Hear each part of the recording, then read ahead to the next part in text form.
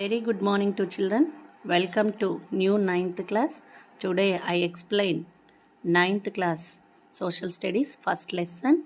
Our lesson name is Our Earth. మన lesson name ఏంటి నాన్న? Our Earth means భూమి మనం. Where do we live? We live on the earth. మనం అందరం ఎక్కడ నివసిస్తున్నాం? భూమి పైన నివసిస్తున్నాం.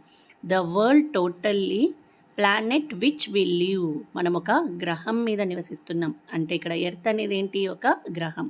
వి హ్యావ్ 9 ప్లానెట్స్. మనకు మొత్తం ఎన్ని ప్లానెట్స్ ఉన్నాయి నాన్న? మొత్తం 9 ప్లానెట్స్ ఉన్నాయి. మొత్తం ఎన్ని ప్లానెట్స్ ఉన్నాయి? 9 ప్లానెట్స్ ఉన్నాయి. The third planet is the earth. Third planet ఏంటి? ఎర్త్. అంటే మూడవ గ్రహం మనకి భూమి. ఈ భూమి మీద మనం అందరం కూడా నివసిస్తున్నాము. First we have to know the earth definition. The world totally which will live on the earth, the diversity of the life on the earth. ప్రపంచం మొత్తం కూడా భూమి పైన నివసిస్తుంది. భూమి అనేది ఒక గ్రహము. ఈ గ్రహం మీద అందరం కూడా మనము కోట్లాది మంది మానవులం నివసిస్తూ ఉన్నాము. Now we have know about the earth. Earth గురించి చూద్దాం నాన్న. We live on this earth along with millions of other animals, plants and microorganisms. We live on this earth. Only the human beings living in the earth, not only human beings, included the lakhs of millions of animals and plants, microorganisms also to living on the earth. Not only human beings అంటే మానవులు కాదు నాన్న, వాళ్ళతో పాటు కొన్ని కోట్లాది జంతువులు, తర్వాత చెట్లు, తర్వాత మన కంటికి కనబడని సూక్ష్మజీవులు కూడా ఎక్కడ నివసిస్తున్నాయి? మనకి భూమి మీదనే నివసిస్తున్నాయి. అంటే we living in the earth included the animals, plants and micro organisms. మనము అన్ని జంతువులతో పాటు, చెట్లతో పాటు, తర్వాత కంటికి కనబడని సూక్ష్మజీవులతో పాటు కలిసి మనం ఈ భూమి మీద నివసిస్తున్నాము. నెక్స్ట్ పాయింట్ చూద్దామా.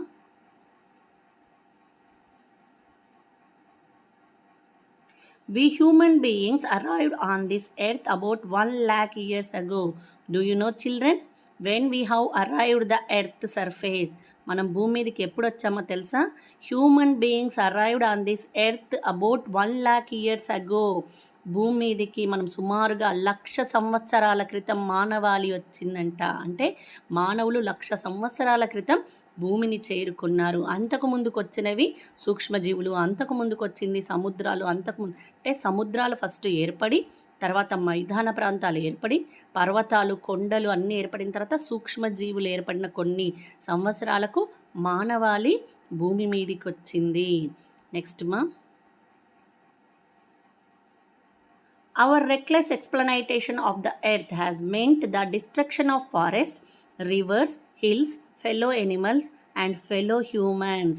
Now the human beings to take the reckless of our earth. Not only they are protect our earth. వాళ్ళు మన భూమిని రక్షించట్లేదు. ఇప్పుడున్నటువంటి మానవాళి మన భూమిని రక్షించడం లేదు. The reason is the destruction of forest. మొత్తం కూడా అడవులను నరికి వేస్తున్నారు. They are to destruction of the forest. The earth has to temperature increasing. ఒకవేళ మనము చెట్లను పెంచకుండా చెట్లను నరికినట్లయితే భూగోళం ఏమవుతుంది? వేడెక్కుతుంది. భూమి అనేది చల్లబడదు. ఎక్కువగా చెట్లను నాటడం వల్ల the rain to arrived earth surface, వర్షాలు అనేవి భూమి మీదకి వచ్చి భూమి చల్లబడుతుంది. When we have to deforestation, ఒకవేళ మనం డిఫారెస్టేషన్ చేసినట్లయితే the earth had increasing the temperature, భూమి తన వేడిని పెంచుకుంటూ వెళ్ళిపోతుంది. The human being is the main reason to destruction of forest and spoil the rivers and hill stations and suffering for the other animals, other human beings. కొంతమంది మానవులు చెట్లను నరికి వాళ్ళ అవసరాలు తీర్చుకోవడం కోసం రివర్స్ని, తర్వాత ఫారెస్ట్ని, తర్వాత అక్కడ ఉండేటువంటి కొండల్ని, అంటే కొండలు తవ్వితే ఏమొస్తాయి? రాళ్ళు వస్తాయి, గ్రానైట్ అవన్నీ వస్తాయి. మామూలుగా హిల్ స్టేషన్స్ మొత్తం తవ్వడం వల్ల అక్కడ ఒక రకమైనటువంటి వ్యవసాయం చేసుకోవచ్చు. ఫారెస్ట్లను నరకడం వల్ల ఆ కట్టెల్ని వంట చెరుకుగా ఉపయోగించుకోవచ్చు, లేదా బయట మార్కెట్లో సేల్ చేసుకోవచ్చు. మరి రివర్స్ను కూడా స్పాయిల్ చేస్తున్నారు ప్లాస్టిక్ వ్యర్థాలతో. ఇలా వాళ్ళకు కావాల్సినటువంటి అవసరాల కోసం మిగతా యానిమల్స్ అంటే జీవుల యొక్క త్వరగతిని, తర్వాత మానవుల ఇంకొక యొక్క అంటే అదర్ మానవులు అంటే జీవితాలను కూడా ఎఫెక్ట్ అంటే ఒక రకమైనటువంటి సంక్షోభానికి గురి చేస్తున్నారు. కొంతమంది చేసే పని వల్ల ఇక్కడ మానవులు, తర్వాత యానిమల్స్, జంతువులు అందరూ కూడా బాధపడుతున్నారు. The main effect will be the going on to the future generation. మనకిప్పుడే తెలుస్తుంది ఎందుకు భూతాపం ఎక్కువైపోతుంది, రోజు రోజుకి భూమి మీద వేడి ఎక్కువైపోతుంది. Who is the reason? The human being is the main reason. They are not reforestation, they are doing the deforestation and spoil the rivers and to releasing the industries. అంటే మామూలుగా అక్కడి నుంచి పొగను వెల్లబరుస్తున్నారు, తర్వాత కాలుష్యాన్ని పెంచుతున్నారు, తర్వాత అడవులని నరికివేస్తున్నారు. కాబట్టి మెయిన్ రీజన్ ఎవరు అంటే ఇక్కడ మానవులే. కొంతమంది చేసేటువంటి మానవుల వల్ల వాళ్ళ మీద ఆధారపడ్డటువంటి జంతువులు కానీ తోటి మానవులు కూడా ఎన్నో ఇబ్బందులు గురి కావాల్సి వస్తుంది. మన స్కూల్లో క్లాస్లో చెప్పుకుంటాం కదా, ఇది ఎవరు తీశారంటే నేను కాదు మేడం, నేను కాదంటారు కదా. అలాగే ఇక్కడ కూడా ఎవరిని అడుగుతాము, ఎవరు డిఫారెస్టేషన్ చేసిందని అడుగుతాం. అప్పుడు ఏం చెప్తారు? మాకు సంబంధం లేదు అంటారు కదా. అలా కోట్లాది మందిలో ఎవరో కొంతమంది చేసినటువంటి పనికి మిగతా జనాలంతా కూడా తీవ్ర సంక్షోభానికి లోనవుతున్నారు. అలాగే కాకుండా these effect to fall in the future generation. ఈ ఎఫెక్ట్ అంతా కూడా ముందు వచ్చే జనరేషన్ పైన పడుతుంది. వాళ్ళకి అడవి అంటే తెలీదు, చెట్లు అంటే తెలియకుండా పోతుంది. కాబట్టి ప్రతి ఒక్కరు కూడా ఒక చెట్టును నాటడం వల్ల ఆక్సిజన్ శాతం పెరుగుతుంది. We have to breathe the fresh air and releasing the carbon dioxide. మరి చెట్ల నుంచే కదా నాన్న ఆక్సిజన్ వచ్చేది. మనకు ఫ్రెష్ ఎయిర్ కావాలి, మంచి గాలిని, స్వచ్ఛమైన గాలిని పీల్చుకోవాలంటే మనం ఏం చేయాలి? ప్రతి ఒక్కరం కూడా చెట్లను నాటాలి. కానీ నాటుతున్నామా? నెవర్. మనం ఏవేవి చెట్లను నాటట్లేదు, పెంచట్లేదు. కానీ ఇంకా ఏం చేస్తున్నాము? అడ్డంగా ఉన్నాయని చెప్పి చెట్లను నరికేస్తున్నాము. This is the effect going on to the future generation. Next చూడండి మా. This has the result environmental crises like global warming and poisoning of our soil, water and air. These results are continuous. ఇలాగే ఈ పరిస్థితి కొనసాగితే environmental crisis అంటే భూ సంక్షోభం వస్తుంది, పర్యావరణ సంక్షోభాన్ని ఎదుర్కొంటాము. ఎన్వైరన్మెంటల్ మీన్స్ పర్యావరణం, క్రిసిస్ మీన్స్ సంక్షోభం అంటే తీవ్రమైనటువంటి కష్టకాలం, అంటే ఎక్కువగా భూమి వేడెక్కడం, మధ్య మధ్యలో భూకంపాలు రావడం, తుఫాన్లు సంభవించడం, వరదలు రావడం, ఇలాంటివన్నీ కూడా జరుగుతాయి. కాబట్టి environmental crisis decreasing, we have to reforestation. వీటినన్నిటినీ తగ్గించాలంటే మనం ఏం చేయాలి? చెట్లను పెంచాలి. When the result add environmental crisis like global warming, పర్యావరణ సంక్షోభాన్ని ఎదుర్కొన్నప్పుడు భూగోళం ఏమవుతుంది? వేడెక్కిపోతుంది. ఇప్పటికే మనకు తెలుసు, అంటే ఈ 3 days నుంచి బయటికి రాలేకపోతున్నాం. ఎందుకు? The temperature increasing. వర్షం పడింది కదా, 2 రోజుల కిందట 3 రోజుల కిందట వర్షం పడింది. కానీ ఆ వర్షం పడిన 3 రోజుల తర్వాత భూమి వేడెక్కి అసలు ఎంత ఎండ కాసింది బయట కదా. We have to never expected. అలాంటి సిచ్యువేషన్ని మనము ఎదుర్కోలేము కదా. మనకి ఎండాకాలం రాగానే 37, 38, 40 వరకు ఓకే.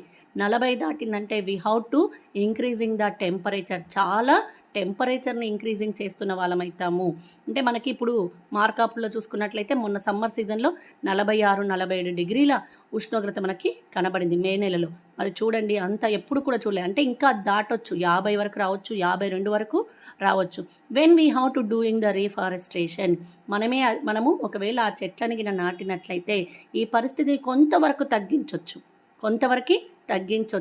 కాబట్టి we have to do the reforestation when we have to protect our nature and our earth for the global warming.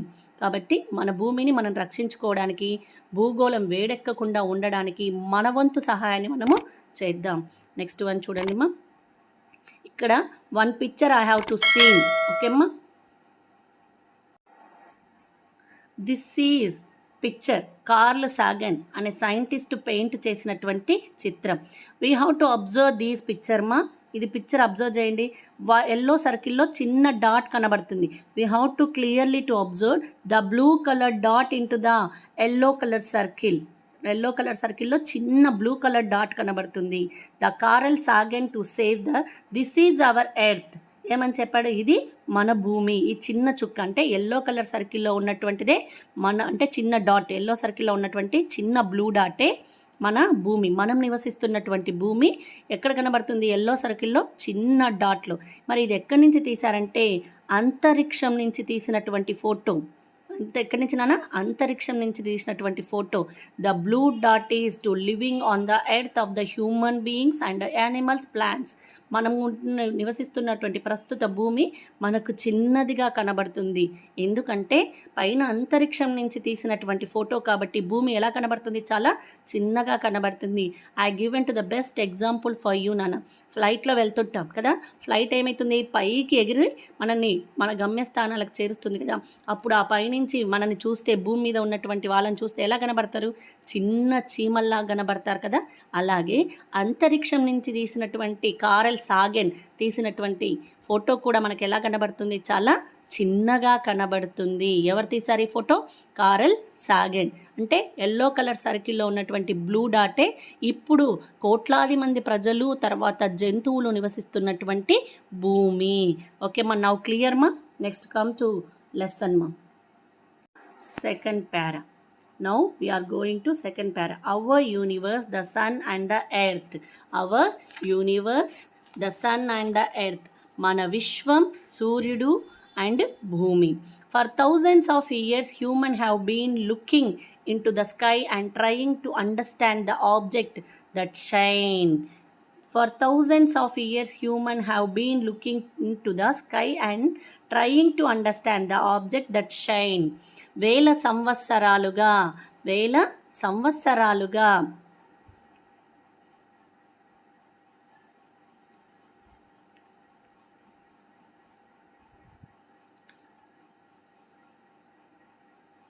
For thousands of years, humans have been looking in to the sky. వేల సంవత్సరాలుగా మనుషులు ఆకాశంలోకి చూస్తూ అక్కడ మెరిసే వాటి గురించి తెలుసుకోవడానికి ప్రయత్నిస్తున్నారు.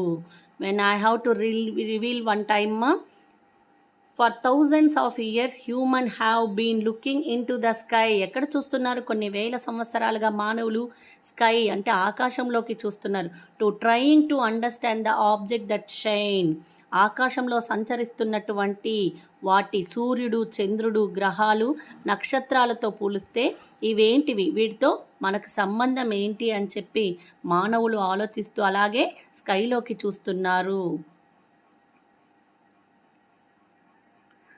The stars that remain fixed each other and the sun, the moon and the planets which keeping moving across the sky. ఆకాశంలో సంచరిస్తూ ఉండే సూర్యుడు, చంద్రుడు, గ్రహాలు ఇతర నక్షత్రాలతో పోలిస్తే ఎప్పుడు ఒకే దూరంలో ఉండే నక్షత్రాలు. What is the relationship between the sky and human beings? The human beings try to understand what is the shining of the stars. ఆకాశంలో ఏం మెరుస్తున్నాయి, అసలు అవేంటివి అని చెప్పి మానవులు ఆలోచిస్తున్నారు. సూర్యుడు తర్వాత సంచరిస్తూ ఉండేటువంటి చంద్రుడు, గ్రహాల గురించి కూడా చాలా వరకు తెలుసుకోవాలనుకుంటున్నారు. ఎవరు? మానవులు. నెక్స్ట్ వన్ చూడండి మా.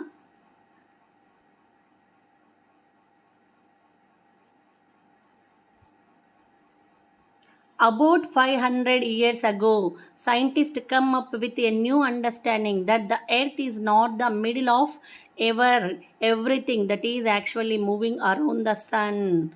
Above 5,000 of years ago, 5,000 సంవత్సరాల క్రితం మనం వీటిని జాగ్రత్తగా అబ్జర్వ్ చేసినట్లుంటే వీటి గురించి చాలామంది అధ్యయనం చేశారు. ఏమని? Above 5,000 years ago scientist come up. ఏం చేశారు? శాస్త్రజ్ఞులు 500 సంవత్సరాల క్రితం ఒక అవగాహనకు వచ్చారు. Understanding that the earth is not in the middle of everything.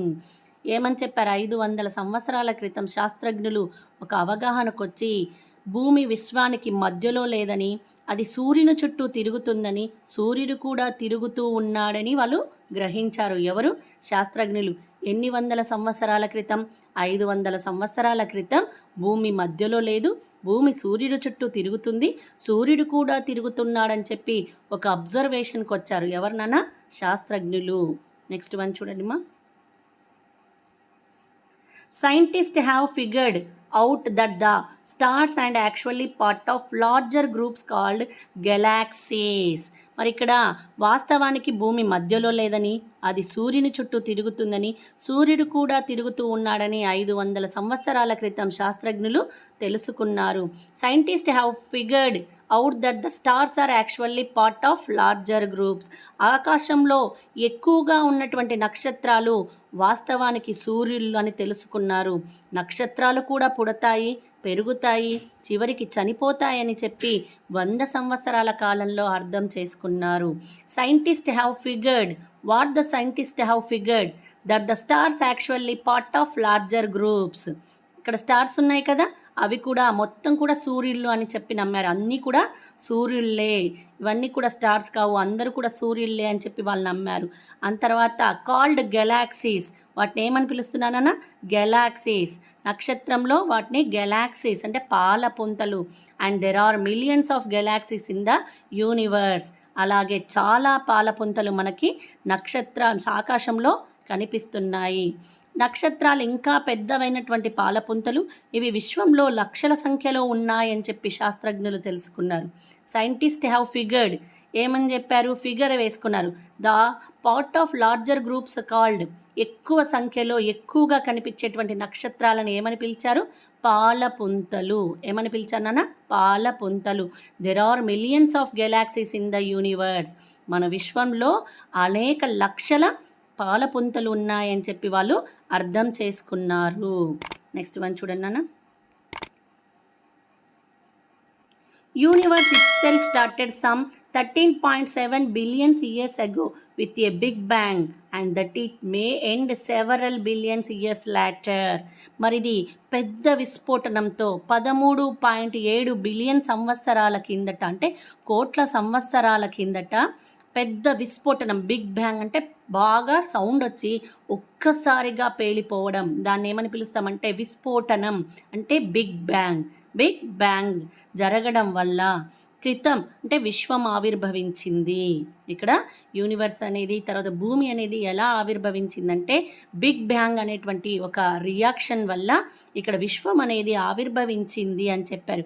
కొన్ని కోట్ల సంవత్సరాల క్రితం ఇది అంతరించిపోతుందన్న అభిప్రాయంతో కూడా ఉన్నారు. మీకు చెప్తున్నారు కదా, తొందరలోనే మనకేమొస్తుందని చెప్పారు? వినాశనం వస్తుంది, ఈ మొత్తం యుగం అంతరించిపోతుందని చెప్తున్నారు కదా. అలాగే వాళ్ళు ముందే అభిప్రాయపడ్డారు. 13.7 కోట్ల సంవత్సరాల క్రితం ఏర్పడినటువంటి భూమి తొందరలో కూడా అంతరించిపోతుంది. అంటే నక్షత్రాలు ఏ విధంగా అయితే పుడతాయో, పెరుగుతాయో, చివరికి చనిపోతాయో, అలాగే విశ్వం కూడా అంతరించిపోతుంది అని చెప్పారు. మరి విశ్వం ఎలా ఏర్పడిందంటే ఒక బిగ్ బ్యాంగ్ అనేటువంటి పెద్ద విస్ఫోటనంతో 13 బిలియన్ సంవత్సరాల కిందట పెద్దదైనటువంటి శబ్దంతో విశ్వం ఏర్పడింది. 100 సంవత్సరాల క్రితం వాళ్ళు ఏం తెలుసుకున్నారంటే ఈ విశ్వం కూడా అంతరించిపోతుంది అని తెలుసుకున్నారు. నెక్స్ట్ వన్ చూడండి మా.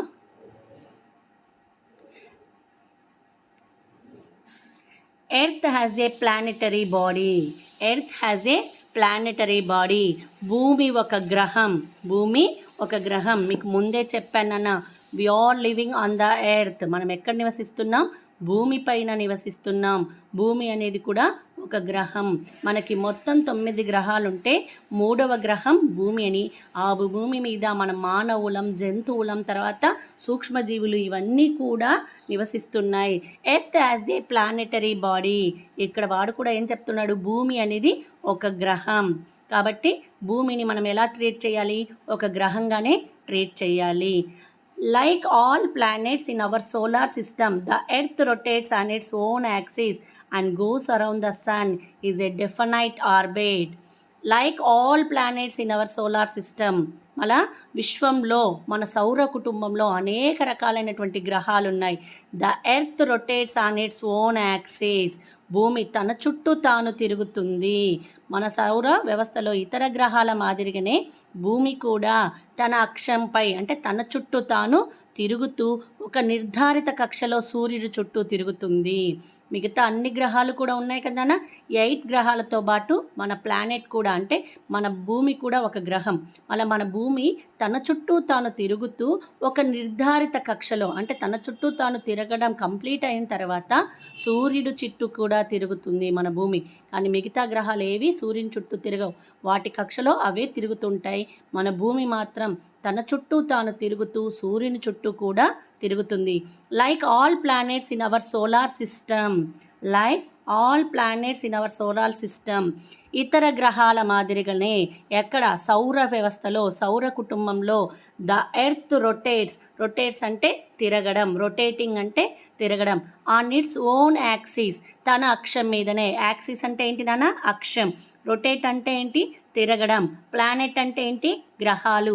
సోలార్ సిస్టమ్ అంటే ఏంటి? సౌర కుటుంబం. Like all planets in our solar system, మన సౌర కుటుంబంలోనే అన్ని గ్రహాల మాదిరిగానే భూమి కూడా తన చుట్టూ తాను తిరుగుతుంది. యాక్సిస్ అంటే అక్షం, తన అక్షం చుట్టూ తాను తిరుగుతుంది. And goes around the sun in a definite orbit. Orbit means కక్ష. కక్ష అంటే మీరు అనుకునేటువంటి పగ, ద్వేషం కాదు నాన్న. కక్ష అంటే ఒక దారి అని అర్థం, ఒక పాత్ వే, ఒక దారిలో నిర్ధారిత కక్షలో సూర్యుని చుట్టూ కూడా తిరుగుతుంది. ఎవరు? భూమి. మిగతా గ్రహాలేమో వాటి కక్షలే. The other planets rotates on its their own axis, but the earth is rotates on its own axis and goes around the sun in definite orbit. ఒక నిర్ధారిత కక్షలో భూమి తన చుట్టూ తాను తిరుగుతూ సూర్యుని చుట్టూ కూడా తిరుగుతుంది. కానీ మిగతా గ్రహాలు వాటి చుట్టూ అవే తిరుగుతాయి. నెక్స్ట్ వన్ చూడండి మా. The orbit is the path of the earth around the sun. This orbit is on a uniform plane which is called the plane of orbit. ఇక్కడ మనం చూస్తున్నాం కదా, సూర్యుని చుట్టూ భూమి తిరిగే దారిని ఆర్బిట్, కక్ష అంటాం. ఏమంటాం నాన్న? కక్ష. ఈ పరిభ్రమణం అంతా కూడా all the rotates of the to revolving the sun. ఈ పరిభ్రమణం అంతా కూడా ఏది? కక్షాతలం. దీన్ని ఏమంటారు? కక్షాతలం. అంటే ఎలా? సూర్యుడు భూమి తన చుట్టూ తాను తిరుగుతూ ఒక నిర్ధారిత కక్షలో సూర్యుని చుట్టూ తిరగడాన్ని కక్ష అంటాం. ఇలా రివాల్వింగ్ అయ్యేటువంటి ప్రక్రియని the earth rotates on its own axis and revolving the sun also, that is called is the plane orbit, కక్షతలం. ఏమని పిలుస్తాం నాన్న? ప్లేన్ ఆర్బిట్ అంటే కక్షతలం. The orbit is the path. కక్ష అనేది పాత్, ఒక దారిలో. ఎర్త్ అనేది ఎవరి చుట్టూ తిరుగుతుంది? సూర్యుని చుట్టూ తిరుగుతుంది. This orbit is on uniform plane, ఒక కక్షతలంలో తిరుగుతుంది.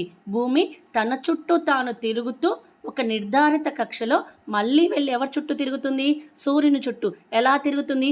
ఒకే దారిలో తిరుగుతుంది, ఒకే వేలో తిరుగుతుంది. దాన్నే కక్షతలం అంటారు. లాస్ట్కి దాన్ని ఏమని పిలుస్తాం? Plane orbit. ప్లేన్ ఆర్బిట్ అంటే కక్షాతలం అని పిలుస్తాము. నెక్స్ట్ వన్ చూడండి మా. Earth travels around the sun at speed of 1,07,200 km/h. మరి చూసారా, వాస్తవానికి భూమి దాదాపుగా వృత్తాకారంలోనే ఉంది. ఎలా ఉందన్న? వృత్తాకారంలోనే ఉంది. ద ఎర్త్ ట్రావెల్స్ 1,07,200 కిలోమీటర్ల వేగంతో గంటకు తిరుగుతుంది. మనకు కనబడుతుందా నాన్న తిరిగినట్టు? అసలు భూమి కనబడుతుందా? లేదు కదా. కానీ భూమి ఎంత స్పీడ్తో తిరుగుతుంది. మరి మనం మోటార్ బైకిల్స్ వేసుకొని వెళ్తుంటాం కదా, 80-90 అంటేనే మనకు చాలా ఎక్కువ, చాలా స్పీడ్లో పోతున్నట్టు. కానీ మన భూమి మనకంటే స్పీడ్గా తిరుగుతుంది. 1,07,200 కిలోమీటర్ల వేగంతో గంటకు తిరుగుతుంది. కానీ ఒకరోజు కావడానికి 24 గంటల టైం తీసుకుంటుంది. మరి అంత స్పీడ్గా తీసుకుంటే, అంత స్పీడ్గా తిరిగితే తొందరగా అయిపోవాలి కదా రోజులు. కానీ మళ్ళీ ఒక రోజు ఏర్పడడానికి టైం ఎంత తీసుకుంటుంది? 24 గంటల టైం తీసుకుంటుంది. దీంట్లో మొత్తం సూర్యుడికి అత్యంత దూరంలో 152 మిలియన్ కిలోమీటర్ల దూరంలో, అత్యంత దగ్గరగా 147 మిలియన్ కిలోమీటర్ల దూరంలో చాలా తేడా ఉంది. సూర్యుడు మాత్రం గంటకి ఎలా తిరుగుతుంది మన భూమి సూర్యుడు చుట్టూ గంటకి 1,07,200 కిలోమీటర్ల వేగంతో తిరుగుతుంది.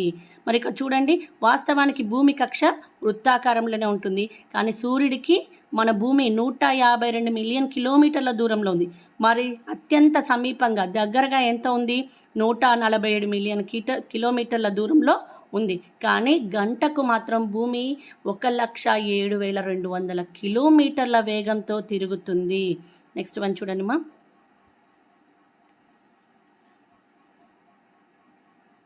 At this speed, it takes 365 1/4 days to complete one revolution. We call this a year. కానీ ఒక సంవత్సరం ఏర్పడడానికి మనకి 365 1/4 రోజులు పడుతుంది. ఎంత నాన్న? 365 1/4 రోజులు పడుతుంది. ఎప్పుడు? ఒక సంవత్సరం కావడానికి. ఒక రోజు కావడానికి 24 గంటల టైం తీసుకుంటే ఒక సంవత్సరం కావడానికి 365 రోజులు కావాలి. అంటే నెలకి 30 రోజులు, 31 రోజులు కదా. మనకి నెలకి ఎన్ని రోజులు వస్తాయి నాన్న? 30 రోజులు. ఒక నెల 31 వస్తాయి. మొత్తం మనకి ఎన్ని నెలలు ఉన్నాయి? 12 నెలలు ఉన్నాయి. మరి 1/4 ఎందుకు వేసుకున్నాం? ఫిబ్రవరిలో ఒక్కొక్కసారి లీప్ ఇయర్ వస్తుంది, అవునా? 28 డేస్ లేదా 29 డేస్ వస్తుంది. అంటే దాన్ని ఏమని పిలుస్తాం? Leap year. అలా ఒక సంవత్సరం కావడానికి 365 రోజులు పడుతుంది మనకి. అంటే చూడండి, ఒక సంవత్సరం అంటే మళ్ళీ జనవరి రావడానికి మనం 365 రోజులు ఈ భూమి మీద గడపాలి. మరి మరుసటి రోజు కావడానికి అంటే ఉదయం కావడానికి 24 గంటలు వెయిట్ చేయాలి. అంటే మనకి ఎన్ని గంటలు ఉన్నాయి? 24 గంటలు.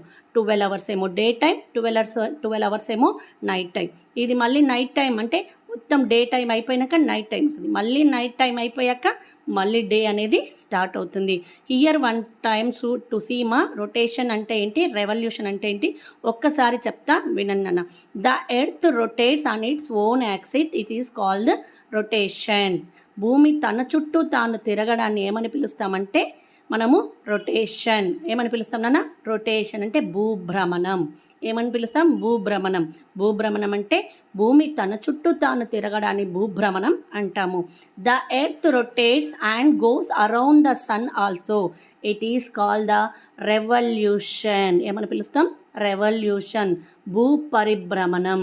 భూ పరిభ్రమణం అంటే భూమి తన చుట్టూ తాను తిరుగుతూ సూర్యుని చుట్టూ కూడా ఒక నిర్ధారిత కక్షలో ఏం చేస్తుంది? సూర్యుని చుట్టూ కూడా తిరుగుతుంది. కాబట్టి దాన్ని ఏమని పిలుస్తాము? రెవల్యూషన్. అదే హిస్టరీలో రెవల్యూషన్ అంటే విప్లవం. సేమ్ మీన్ స్పెల్లింగ్స్ ఒకటేనా? REVOLUTION. రెవల్యూషన్ అంటే విప్లవం అని వస్తుంది. ఇక్కడ రెవల్యూషన్ అంటే పరిభ్రమణం. మనకి 2 పార్ట్స్ ఉంటాయి మీకు, జాగ్రఫీ, హిస్టరీ అని. జాగ్రఫీలో రెవల్యూషన్ అంటే పరిభ్రమణం అని, హిస్టరీలో రెవల్యూషన్ అంటే విప్లవం అని చెప్పుకుంటాము. At this speed it takes 365 1/4 days to complete one revolution. We call this a year. ఒక సంవత్సరం కావడానికి మనము 365 రోజులు వెయిట్ చేయాలి. ఎన్ని రోజులన్నా? 365 రోజులు పడుతుంది ఒక సంవత్సరం కావడానికి.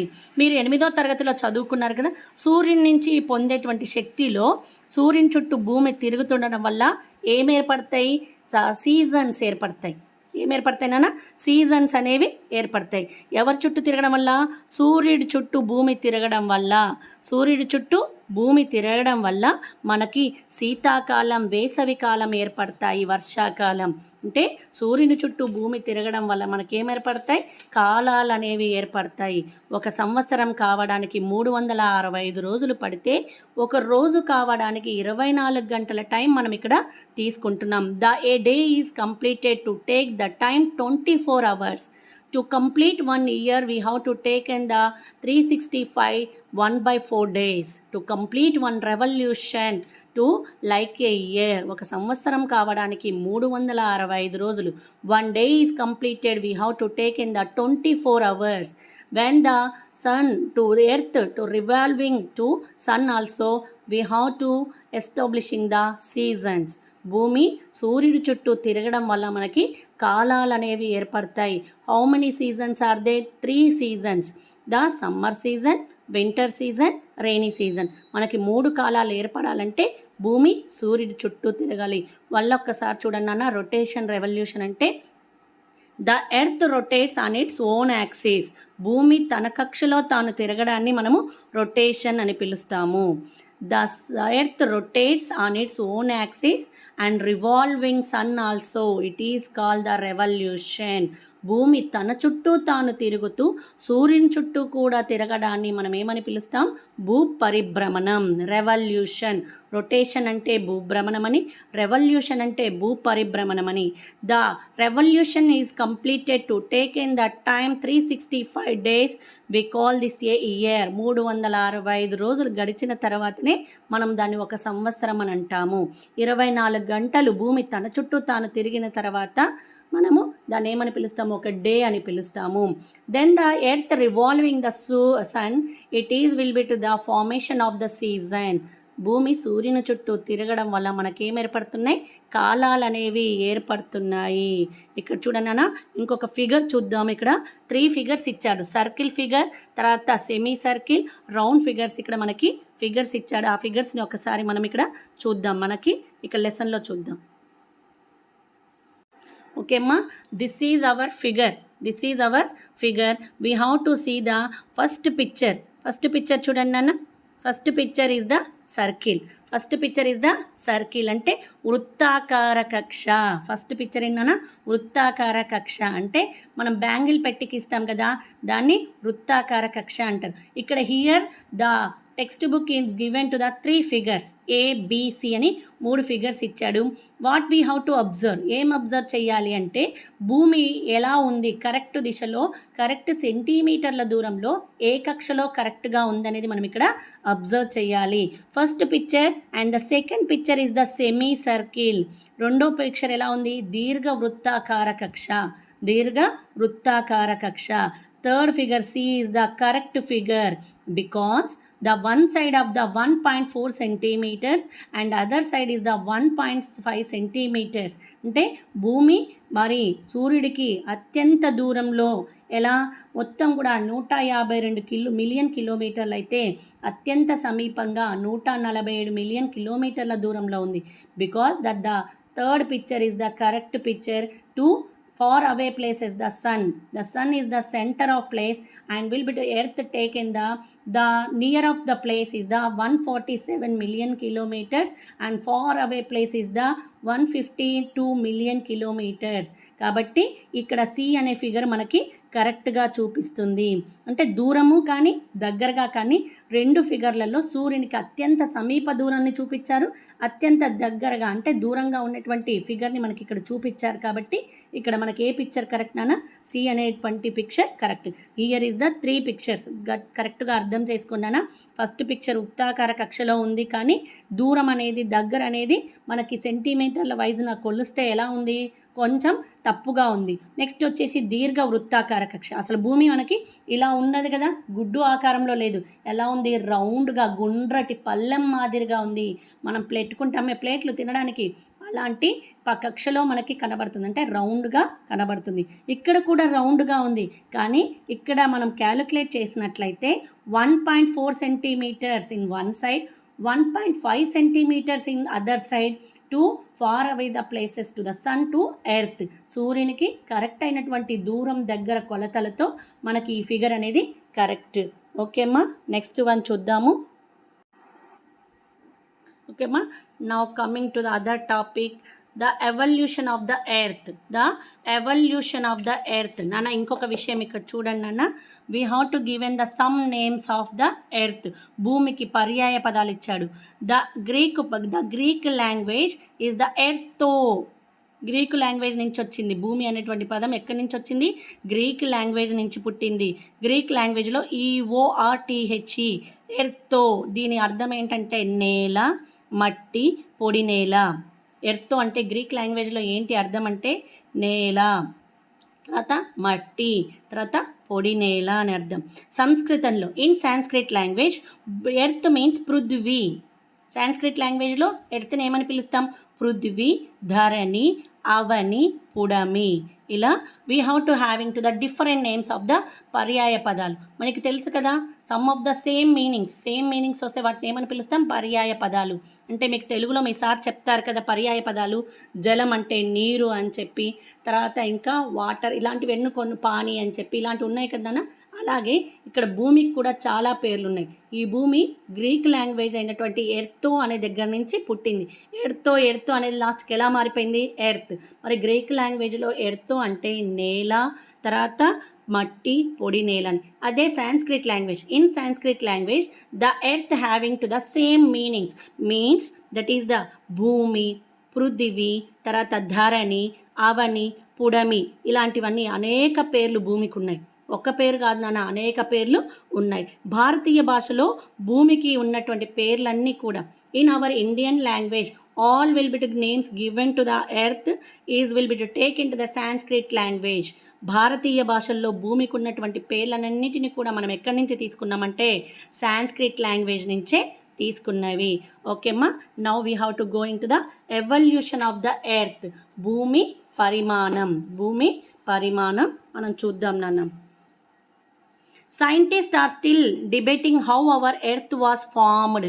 శాస్త్రజ్ఞులకు ఇంకా చాలా డౌట్లు ఉన్నాయి. ఏమని డౌట్లు ఉన్నాయంటే how the earth is formed, ఎలా ఏర్పడింది, భూమి అనేది ఎలా ఏర్పడింది అనేటువంటి డౌట్స్ ఇంకా scientist having to the one of the doubts how the earth was formed, భూమి అనేది ఎలా ఏర్పడింది.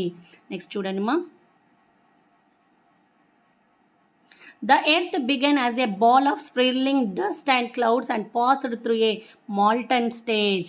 భూమి ఎలా ఏర్పడింది, భూమి ఎలా ఏర్పడడానికి కారణమయ్యిందంటే ప్రస్తుత రూపం, అంటే భూమికి ఉన్నటువంటి రూపం ఎక్కడి నుంచి వస్తుందంటే అది పరిభ్రమిస్తున్నటువంటి ధూళి మేఘాల గోళంగా ద్రవదశ గుండా పరిణమించింది. అంటే ఎలా? The earth began as a ball లాగా ఏర్పడి స్విర్లింగ్ డస్ట్ అండ్ క్లౌడ్స్, ఆ భూమి అంటే ఆ బంతికి ఏమి అతుక్కొని ఉన్నాయి? స్విర్లింగ్ ఆఫ్ డస్ట్ అంటే దుమ్ము ధూళి కణాలు, clouds and passed through a molten stage. ఇలా దుమ్ము ధూళి తర్వాత మేఘాల గోళా కారణంగా ప్రస్తుతం అక్కడి నుంచి మొదలై భూమి ఏమైంది? ద్రవ రూపంలో అంటే కరుగుకుంటూ వచ్చింది. వేడికి భూమి కిందికి కరుగుకుంటూ నేలగా మారిపోయింది. అంటే శాస్త్రజ్ఞులు అనేక దశలలో they are will be to the all the stages of changing as will be to passing as a ball. ఎలా ఉంది? ఒక బాల్లా ఉండి స్పిల్లింగ్ ద డస్ట్, ఆ బాల్కి ఏమంటుకున్నాయి? దుమ్ము ధూళి కణాలు. తర్వాత మేఘాల గోళంగా, క్లౌడ్స్ ఎలా ఏర్పడింది? మేఘాల గోళంగా. Passed through a molten stage, అలా ఏర్పడి ఏం చేసింది? లిక్విడ్ స్టేజ్గా మారింది. భూమి ఎలా మారింది? లిక్విడ్ స్టేజ్గా మారి ఒక రకమైనటువంటి రూపాన్ని, అంటే one of the structure will be to taken to the sum of the stages is the change as the swirling of dust and clouds. ఎలా? భూమి అక్కడ ఉండేటువంటి పరిభ్రమిస్తున్నటువంటి గాలిని తర్వాత మేఘాల గోళాకారంగా పరిభ్రమించి తర్వాత ద్రవదుష గుండా పరిణమించింది, ద్రవంగా మారి కిందికి ఉద్భవించింది. అంటే వాళ్ళు ఎలా అభిప్రాయపడ్డారంటే భూమి ఏర్పడడం అనేది చాలా వింతగా జరిగింది. 450 కోట్ల సంవత్సరాల క్రితం భూమి ఏర్పడిందని చెప్పి శాస్త్రజ్ఞులు అంచనాకు వచ్చారు. The scientist will be to the estimation is the 450 years ago the earth was formed. But how was formed? 450 కోట్ల సంవత్సరాల క్రితం భూమి ఏర్పడింది, కానీ ఎలా ఏర్పడింది? But we have to not estimation and imagine. అది ఎలా ఏర్పడింది, ఎలా పరిభ్రమించింది అనేది మాత్రం ఎవరికి అర్థం కాలేదు. They hot will be to take in to the ball of swirling dust and cloud passed through a molten stage. They have to take in to the many stages of the circle. మరి ఆ సర్కిల్లో అనేక రకాలైనటువంటి దశలలో మార్పు చెంది we have to give to the best example అన్న, మనము 3 నెలల పిల్లగానే పుడతాం. అంటే మామూలుగా మనం పిల్లలుగా పుడతాం, చిన్న పిల్లలుగా పుట్టినప్పుడు we have to changes our stages. కదా. ఒకసారి ఏం చేస్తాం, 3వ నెల అంటే 1వ నెల, 2వ నెల, 3వ నెల అని ప్రతి ఇయర్కి మనము పెద్దగా అవ్వుకుంటూ వస్తాం కదా. అలాగే భూమి కూడా తన రూపాన్ని అనేక దశలలో మార్చుకుంది. ఎలా మార్చుకుందని సైంటిస్టులు అభిప్రాయపడ్డారంటే, స్పిల్లింగ్ ఆఫ్ డస్ట్. భూమి తిరుగుతున్నప్పుడల్లా కూడా ఏమైంది, దాని చుట్టూ ఒక బాల్ లాగా తిరుగుతుంది. భూమి బాల్ లాగా తిరుగుతున్నప్పుడు ఆ బాల్కి అంతా కూడా దుమ్ము, ధూళి కణాలు, తర్వాత మేఘాల గోళాకారంగా సంతరించుకొని ఒక రకమైనటువంటి మాల్టన్ స్టేజ్ అంటే కరుగుకుంటూ కిందికి వచ్చిందని చెప్పి శాస్త్రజ్ఞులు అభిప్రాయపడ్డారు. నెక్స్ట్ వన్ చూడండిమ్మా. The atmosphere of the earth consisted of different kinds of gases including water vapor. అంతేకాకుండా వీళ్ళు ఇంకా ఏం అభిప్రాయపడ్డారంటే, మొత్తం కూడా the atmosphere of the earth అనేది ఎలా కన్సిస్ట్ అయ్యిందంటే, ద కైండ్స్ ఆఫ్ గ్యాసెస్ భూ వాతావరణంలో నీటి ఆవిరితో సహా అనేక రకాల వాయువులు ఉన్నాయి. ద అట్మాస్ఫియర్ భూమి పరిభ్రమించిన తర్వాత, ఉద్భవించిన తర్వాత ద అట్మాస్ఫియర్ వాతావరణంలో చాలా రకాలైనటువంటి gases including the water vapour means నీటి ఆవిరి, కైండ్స్ ఆఫ్ గ్యాసెస్ అనేక వాయువులు, ఎర్త్ మీన్స్ భూమి, అట్మాస్ఫియర్ మీన్స్ వాతావరణం.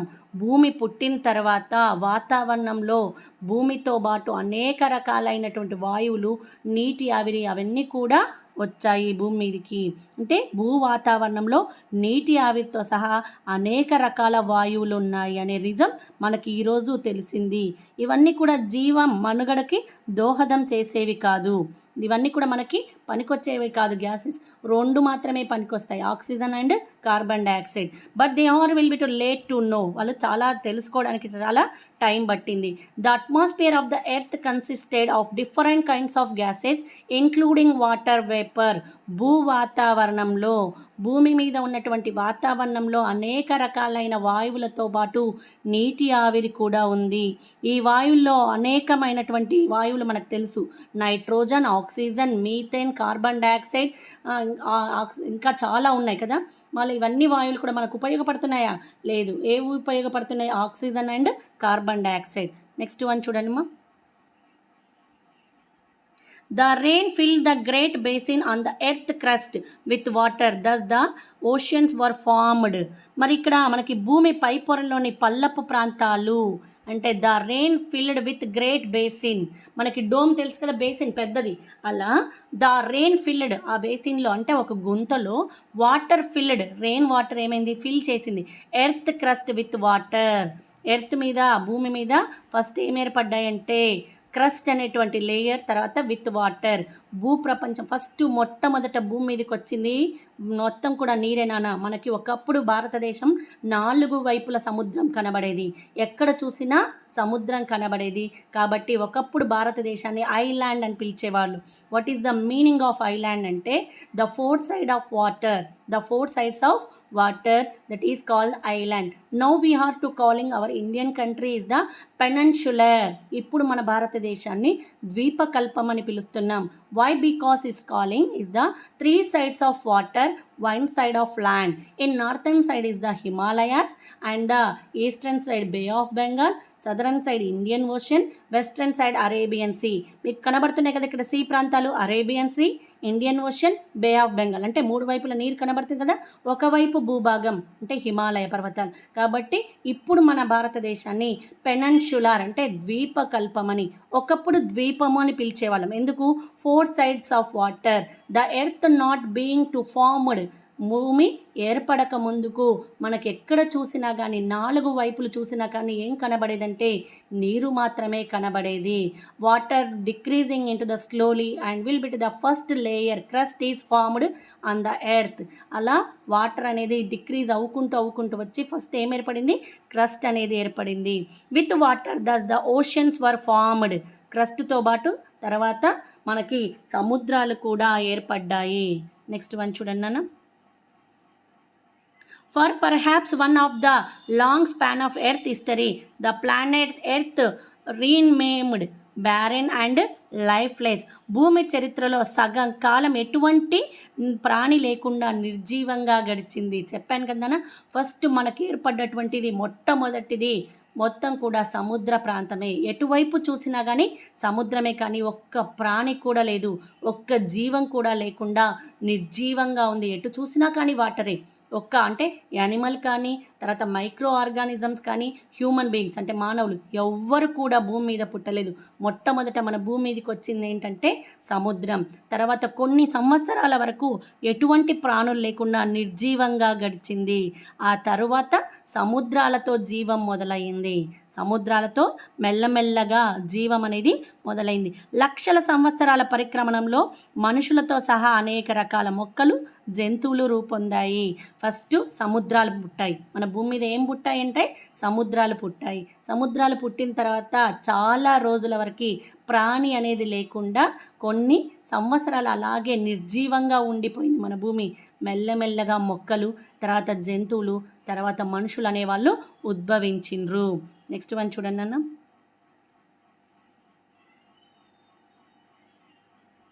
Then the life appeared the oceans. First మన భూమి ఎలా స్టార్ట్ అయ్యిందంటే సముద్రాలతో స్టార్ట్ అయ్యింది. మన భూమి పరిభ్రమించడం అనేది, పుట్టడం అనేది మొట్టమొదట ఎలా స్టార్ట్ అయ్యిందంటే ఓషన్స్తో స్టార్ట్ అయ్యింది, అంటే సముద్రాలతో స్టార్ట్ అయ్యింది. Then we have to life appeared. There is the no human beings, there is the no plants, there is the no animals, only oceans are there. One time I have to say that one is the island. కాబట్టి మన భూమిని ఏమని చెప్పాం? Island, ద్వీపము. Island అంటే ద్వీపము. నాలుగు చుట్టూ మొత్తం కూడా నాలుగు వైపుల నీరు కనబడుతుంటే మన భారతదేశాన్ని ద్వీపము అని పిలుస్తాము. కానీ ఇప్పుడు భూమి ఏర్పడ్డ తర్వాత మొట్టమొదటగా ఏర్పడినటువంటి లేయర్ క్రస్ట్, దానితో పాటు ఓషన్స్ కూడా ఏర్పడ్డాయి. కాబట్టి ఇప్పుడు మన భారతదేశాన్ని పెనన్షులార్ అంటే ద్వీపకల్పము అని పిలుస్తున్నాం. అంటే మూడు వైపుల నీరుండి ఒకవైపు భూభాగం ఉంది కాబట్టి దీన్ని మనం ఏమని పిలుస్తున్నామంటే పెనన్షులార్ అని పిలుస్తున్నాం. ఏమని పిలుస్తున్నా? పెనన్షులార్. నెక్స్ట్ వన్ చూడండి మా. It slowly evolved into divorce plants and animals including human beings over millions of years. మరి లక్షల సంవత్సరాల క్రితం సముద్రం ఏర్పడిన తర్వాత భూ పరిక్రమణంలో అంటే భూమి తను పరిభ్రమించుకునే క్రమంలో, అంటే తను పెద్దగా మారేటువంటి సమయంలో దానిపైన భూమిపైన మనుషులు, తర్వాత అనేక రకాల మొక్కలు, తర్వాత జంతువులు అనేవి రూపొందాయి. ఏమేమి రూపొందాయినా? మొక్కలు, జంతువులు, మనుషులు. అంటే భూమి ఏర్పడేటువంటి ప్రక్రియ 450 కోట్ల సంవత్సరాల క్రితమే ఏర్పడ్డది. కానీ ఎలా ఏర్పడ్డదని మాత్రం శాస్త్రజ్ఞులు ఒక అంచనాకు వచ్చారు. ఎలా అంటే కొన్ని దశలలో మార్పులు చెంది భూమి అనేది ఏర్పడిందని చెప్పారు. దీంట్లో పెద్ద పెద్ద రాళ్ళు ఒకటికొకటి ఢీకొంటూ ఆ విధంగా భూమి పరిణామం పెరిగిందంట. అంటే ముందు ఎలా మొత్తం బాల్ చుట్టూ డస్ట్ అనేది, అంటే ఒక బాల్ కదా భూమి అనేది, అలా భూమి చుట్టూ, ఆ బాల్ చుట్టూ దుమ్ము ధూళి కణాలు, తర్వాత మేఘాల గోళాలు, తర్వాత మెల్లగా ద్రవంగా మారుకుంటూ భూమి కిందికి వచ్చినాక చాలా వేడిగా ఉండేదంట. భూమి ఫస్ట్ ఎలా ఉండేది? చాలా వేడిగా ఉండేది. పెద్ద పెద్ద రాళ్ళు, తర్వాత ఇతర పదార్థాలు, దుమ్ము ధూళి కణాలు, పెద్ద పెద్ద రాళ్ళు ఒకదానితో ఒకటి ఢీకొంటూ భూమి అనేది రోజు రోజుకి పెరిగిపోతూ వచ్చింది. మళ్ళీ అత్యంత వేడిమి గల పదార్థం ద్రవంగా ఉండేది. అంటే ఎలా ఉండేది? చాలా ద్రవంగా ఉండి వేడిగా ఉండేది భూమి అనేది. తర్వాత మెల్లగా తేలిక పైన పదార్థాలు, చిక్కటి చారు లాంటి వాటిని కారుస్తూ మెల్లగా ఆ పదార్థాలన్నీ చల్లబడి ఏమైంది? పలచటి పొరగా తయారైంది. ఎలా తయారైందన్నా? పలచటి పొరగా తయారైంది. అంటే ఒకదానికొకటి పదార్థాలు all the two rocks to one dashing and will be to taking to the earth increasing into their sizes. భూమి పరిణామం అని పెరిగింది. that the earth is the very increasing of the temperature like liquid రూపంలోనే temperature చాలా ఎక్కువగా ఉండేది. ఎక్కడ? భూమి మీద. అనేక పదార్థాలతో the small things of the అనేక వస్తువులతో భూమి చిక్కటి చారు కాస్తూ బరువైన పదార్థాలు. ఒకటి చెప్తాను చూడండి నాన్న. You have to take in to the bowl. ఒక గిన్నె తీసుకొని మొత్తం కూడా మనం చారు పెడతామనుకోండి. చారు పెట్టినప్పుడు అది మరలుతుంటుంది. మరలినప్పుడు ఏమవుతుంది? వాటర్ అంతా పైకి వస్తుంది. బరువైన పదార్థాలు మనం వేసినటువంటి టమాటాలు, మిరపకాయలు, కొత్తిమీర, కరివేపాకు అన్నీ ఏమైతే కిందికి పోతాయి. పైన ఏం కనబడుతుంది? మనకు నీళ్ళలాగా ఉండే చారు కనబడుతుంది కదా. అలాగే భూమి కూడా ఏమైందంటే చిక్కటి చారు కాస్తూ దాని దగ్గర ఉన్నటువంటి బలమైన పదార్థాలు ఏంటివంటి? రాళ్ళు, దుమ్ము, ధూళి కణాలు, అనేక వాయువులు ఇవన్నీ ఉన్నాయి కదా, అవన్నీ కిందికి వెళ్తూ పలచటి పొరగా ఏర్పడింది. అంటే కిందికి బరువైన పదార్థాలు కిందికి వెళ్ళి తేలికైనటువంటి పదార్థాలు ఏవైనా ఉన్నాయో అవి భూమి మీదకి వచ్చి ఒకటి తేలికైనటువంటి పొరను ఏర్పరిచింది. దాన్నే క్రస్ట్ అని పిలుస్తాం. దాని గురించి నెక్స్ట్ పార్ట్ 2లో చెప్పుకుందాం నాన్న. టుడే అవర్ లెసన్ హియర్ మా. మీకు భూమి గురించి సగం చెప్పాను కదా నాన్న, ఇంకా సగం పార్ట్ 2లో చెప్తాను నాన్న. Any doubts you have to clarify on Monday Zoom app. Monday రోజు మీకు జూమ్ యాప్ ఉంటుంది నాన్న. మీరు కొత్త బ్యాచ్ కాబట్టి జూమ్ యాప్లో మీరు లెసన్ మొత్తం విన్న తర్వాత వీడియోలో మీకేమైనా డౌట్స్ ఉంటే అడిగితే మళ్ళీ ఒకసారి డౌట్స్ అన్నీ కూడా క్లారిఫై చేస్తాము. ఓకేనా? నాట్ ఓన్లీ మై సబ్జెక్ట్, అన్ని సబ్జెక్ట్స్కి జూమ్ క్లాస్ ఉంటుంది. అన్ని క్లాసెస్ కూడా ఇలాగే మీకు వీడియో రూపంలో వస్తాయి. మీకు ఈ లెసన్ గురించి అంటే నేను చెప్పినంత వరకు ఏమైనా డౌట్స్ ఉంటే మండే రోజు సాయంత్రం మీకు జూమ్ యాప్ వస్తుంది. అంటే ఒక లింక్ వస్తుంది. ఆ లింక్ను ఓపెన్ చేస్తే మీరు దాంట్లో డౌట్స్ తీర్చుకోవచ్చు. అంటే మీ సందేహాలని నివృత్తి చేసుకోవచ్చు నాన్న. Thank you students, thank you very much.